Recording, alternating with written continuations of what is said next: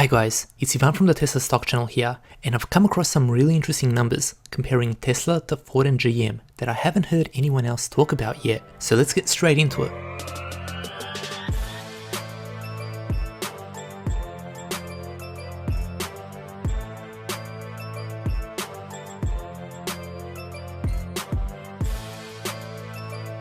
Let's start off by looking at some of the background on these three companies. Ford and GM have been around for over 100 years, while Tesla is the new kid on the block.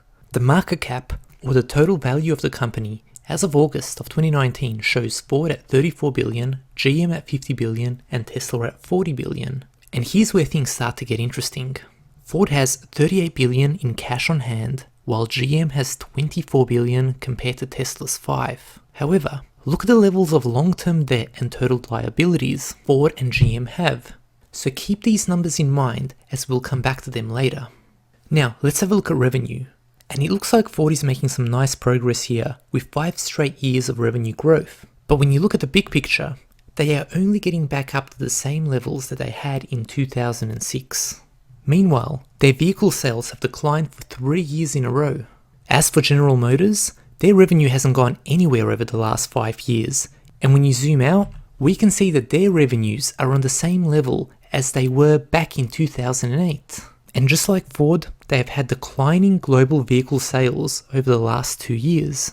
Meanwhile, Tesla has been growing faster than just about any other company, and they've been increasing their global sales numbers over that same time period. So in summary, while Ford and GM have been relatively flat in growing revenue, Tesla has been on a charge, and while Ford and GM have had shrinking sales, Tesla has been growing exponentially. And I know people will say it's easy for a small company to grow fast, but it's way harder for a big established company like Ford and GM to grow at these levels. But that's actually not the case, and let me explain why. First of all, look how much Ford and GM spend on advertising, over 4 billion per year, while Tesla spends none. That's 4 billion per year that doesn't go into things like R&D and making new and improved vehicles. Staying on advertising, let's have a look at Twitter. And of course, Twitter is not the be-all and end-all of advertising, but it does give you an interesting insight on how popular people and companies are. We can see that GM has 700,000 followers, while their CEO, and let me stop here for a second and ask, who here even knows the names of the CEOs of Ford and GM? If you want, leave a message stating if you know neither, one, or both in the comments, and I'll put the results in the next video, as it'll be interesting to see. But back to GM CEO, has 47,000 followers, meaning GM has a total of 750,000 followers on Twitter. While the Ford Motor Company has 1.2 million followers, while their CEO, Jim Hackett, doesn't even have a Twitter account. So in total, Ford has 1.2 million followers on Twitter. Tesla, on the other hand, have 4.1 million followers, while Elon Musk has 28 million, giving them a total of 32 million followers. So Tesla can run ads on Twitter in the form of tweets as they please and not have to pay a cent for it, while Ford and GM are paying over 4 billion each just to get their message across. Next up, let's look at dividends. GM pays a dividend of 4.22% and has a dividend payout ratio of 23.9%, which simply means that 23.9% of all profits are paid directly out to shareholders. Meanwhile, Ford pays a 6.84% dividend yield and has a dividend payout ratio of 110%, which means all their profits, plus some additional money, is given away to Ford's shareholders yearly, who are happily earning a 6.84% dividend yield on their Ford stock. So on the surface, it sounds like Ford investors are doing well, getting their 6.84% dividend yield, but look at the stock performance. It's lost half its value since 2014. So we can see here, Ford and GM are paying out massive amounts of cash in the form of dividends.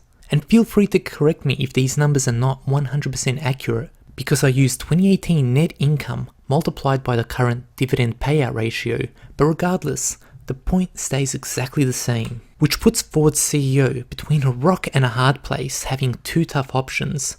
One, keep paying out the dividend, which would ensure that Ford would keep burning through their cash reserves and they won't be generating any new money for R&D. Alternatively, they can cut the dividend so they can keep some of their profits, but this would mean investors and institutions that hold Ford stock just to collect that high dividend yield will sell their stock and Ford's stock price would drop like a stone.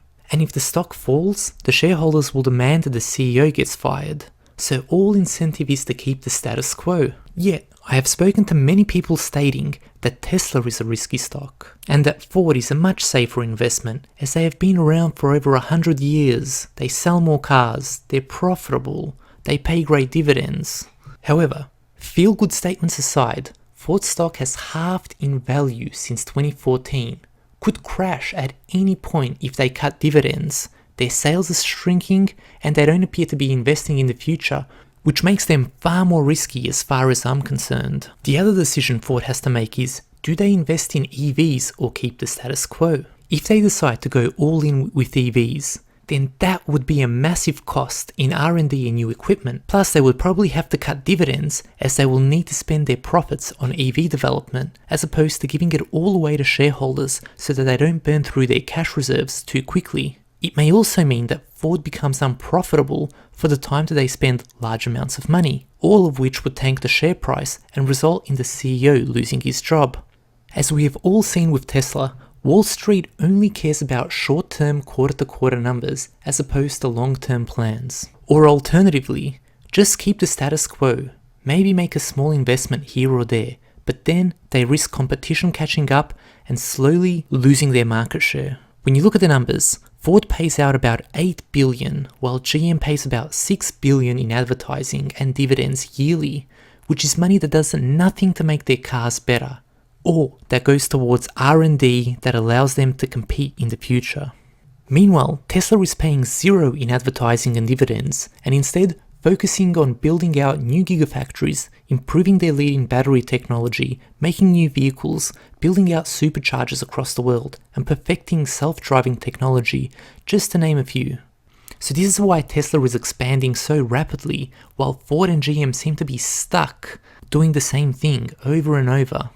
Next up, Sandy Munro made an excellent point when comparing Tesla to Ford and GM, in which he stated Tesla was like no one else when it came to innovating, when discussing the super bottle, which does all the car's cooling, and that Ford and GM simply can't make the same type of innovations, as they simply have too much internal politics to let good ideas come through. As one department can say, we can make a better cooling system, then another department or team will say, no, that's crossing into our area, plus it works just fine, so don't mess with it, which results in nothing getting done. You have a lot of something that's termed career car decision making, which means if something is good for the car but bad for the employee, then it probably won't get done.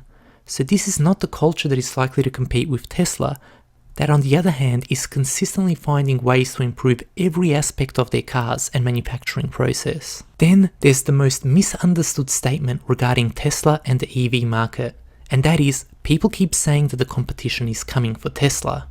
I've heard this said so many times that people seem to think that it's true just because it's been repeated over and over. When I ask people to explain this competition thing, they usually don't even know who the competition is, or they say the Jaguar I-Pace or Audi e-tron, which have been total disappointments. Not to mention, no one has yet made a better EV than the 2012 Model S. So where am I going with all of this? Well, in the United States SUV market, Ford is selling large volumes of the Ford Escape and the Ford Explorer models, while GM is selling large volumes of the Chevy Equinox. So the competition is not coming for Tesla. In fact, the complete opposite is true. Tesla is the competition that is going to take a bite out of Ford and GM's SUV market share with the Model Y. And if the Model Y sells anywhere close to how well the Model 3 has sold, Ford and GM are going to feel the pain. Not to mention, in the pickup truck market, Ford's F-150s and F-Series sold more than 1 million trucks globally, selling one every 30 seconds, while Chevy Silverado has also sold large volumes. But again, the competition is coming. Tesla will unveil their pickup truck soon, and if it wows people and sells well, then Ford and GM could lose market share, which means lower sales for their vehicles, lower revenue, and lower profits. The one bright spot that Ford has going for it is their $500 million investment into Rivian, which could help them develop their very own EV pickup truck or another type of vehicle in the future. But if there's one thing Tesla has proved, it's that you have to fully commit in the form of designing and building EVs from the ground up, as opposed to just retrofitting existing vehicles with electric motors and battery packs. But we'll see what Ford and GM decide to do. Every year they delay means they only get further and further behind. So to summarize, just remember these 4 points. Ford and GM pay about $4 billion annually in advertising, while Tesla pays zero and still gets free advertising. Ford and GM are paying out billions in dividends, and Ford is not even keeping any of its profits. Not to mention, Ford and GM structures, which are full of internal politics, are not set up for major innovation. And finally, the competition is coming, and that competition is Tesla. So that concludes today's episode, and yes, we are already working on and will be releasing comparisons between Tesla and other manufacturers in the near future. So that's all for today, but a big shout out to Gerald, along with Laurent and Emmanuel for sharing French sales numbers that we'll be using in a future episode. Also, a huge thank you to our new Patreon David. Your support is much appreciated, and we are starting to work on some new bonus content for our Patreons just to say a big thank you. Lots of new videos coming out, so stay tuned, and remember, this is just our opinion. Do your own research before buying or selling any financial instruments. So until next time, we'll see you guys soon.